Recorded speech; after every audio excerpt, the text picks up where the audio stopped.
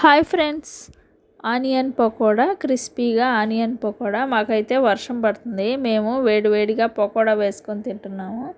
Onions ముందుగా ఇలా స్లైసెస్గా cut చేసుకొని కొంచెం కొత్తిమీర, పుదీనా, కొంచెం కరివేపాకు, పచ్చిమిర్చి, ఉప్పు, కొంచెం ధనియాలు కూడా చేత్తో నలిపి వేసుకొని బాగా ఇలా నలిపేసుకోవాలి. అందులోంచి వాటర్ మొత్తం బయటకు వచ్చేలాగా బాగా నలుపుకోవాలి. తర్వాత కొంచెం అల్లం పేస్టు, కారం, గరం మసాలా వేసి కొంచెం 2 కప్పులు శనగపిండి, కొంచెం జీలకర్ర వేసి బాగా కలుపుకోవాలి. వాటర్ వేయకుండా కలుపుకోవాలి. ఇలా వాటర్ వేయకుండా సరిపోతుంది. తర్వాత ఆయిల్లో ఫ్రై చేసేసుకోవడమే. ఇది చాలా ఈజీ అండి.